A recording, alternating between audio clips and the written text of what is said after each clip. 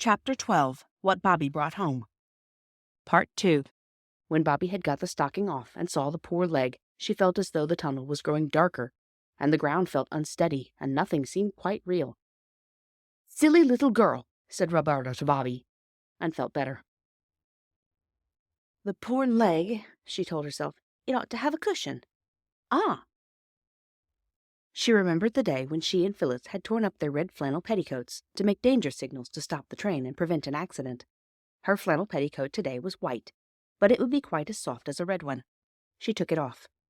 "Oh, what useful things flannel petticoats are," she said. "The man who invented them ought to have a statue directed to him." And she said it aloud because it seemed that any voice, even her own, would be a comfort in that darkness. "What ought to be directed? Who to?" asked the boy suddenly and very feebly. "Oh," said Bobbie, "now you're better. Hold your teeth and don't let it hurt too much. Now." She had folded the petticoat, and lifting his leg, laid it on the cushion of folded flannel. "Don't faint again, please don't," said Bobbie as he groaned. She hastily wetted her handkerchief with milk and spread it over the poor leg. "Oh, that hurts!" cried the boy, shrinking.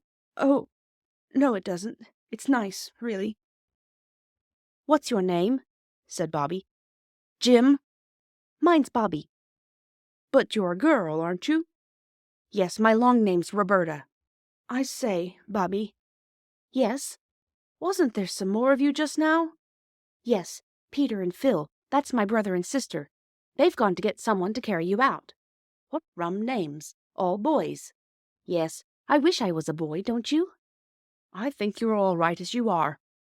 "I didn't mean that. I meant, don't you wish you were a boy?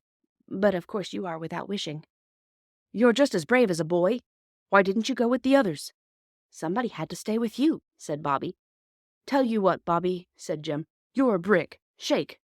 He reached out a red jerseyed arm, and Bobbie squeezed his hand. "I won't shake it," she explained, "because it would shake you, and that would shake your poor leg, and that would hurt. Have you got a hanky?" "I don't expect I have." He felt in his pocket. "Yes, I have. What for?" She took it and wetted it with milk and put it on his forehead. "That's jolly," he said. "What is it?"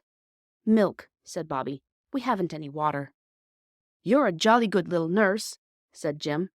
"I do it for Mother sometimes," said Bobbie. "Not milk, of course, but scent or vinegar and water. I say, I must put the candle out now, because there mayn't be enough of the other one to get you out." "By George," he said, "you think of everything." Bobbie blew out the candle. You have no idea how black velvety the darkness was. "I say, Bobbie," said a voice through the blackness, "aren't you afraid of the dark?" Not very, that is." "Let's hold hands," said the boy. And it was really rather good of him, because he was like most boys of his age, and hated all material tokens of affection, such as kissing and holding of hands. He called all things pawings and detested them. The darkness was more bearable to Bobbie now that her hand was held in the large, rough hand of the red-jerseyed sufferer, and he, holding her little smooth, hot paw, was surprised to find that he did not mind it so much as he expected. She tried to talk, to amuse him, and take his mind off of his sufferings, but it was very difficult to go on talking in the dark, and presently they found themselves in a silence, only broken now and then by a, "You all right, Bobbie?" or an, "I'm afraid it's hurting you most awfully, Jim. I am so sorry." And it was very cold. Peter and Phyllis tramped down the long way of the tunnel towards daylight, the candle grease dripping over Peter's fingers. There were no accidents, unless you count Phyllis's catching her frock on a wire and tearing a long, jagged slit in it, and tripping over her bootlace when it came undone, or going down on her hands and knees, all four of which were grazed. "There's no end to this tunnel," said Phyllis, and indeed it did seem very long. "Stick to it," said Peter. "Everything has an end, and you get to it if you only keep all on." Which is quite true, if you come to think of it, and a useful thing to remember in seasons of trouble, such as measles, arithmetic, impositions, and those times when you are in disgrace and feel as though no one would ever love you again, and you could never, never again love anybody. "Hooray!" said Peter suddenly. "There's the end of the tunnel. Looks just like a pinhole in a bit of black paper, doesn't it?" The pinhole got larger. Blue lights lay along the sides of the tunnel. The children could see the gravel way that lay in front of them. The air grew warmer and sweeter. Another 20 steps, and they were out in the good, glad sunshine with the green trees on both sides.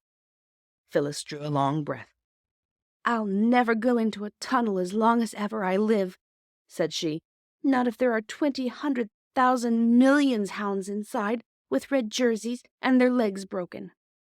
"Don't be a silly cuckoo," said Peter, as usual. "You'd have to." "I think it was very brave and good of me," said Phyllis. "Not it," said Peter. "You didn't go because you were brave, but because Bobbie and I aren't skunks. Now where's the nearest house, I wonder? You can't see anything here for the trees."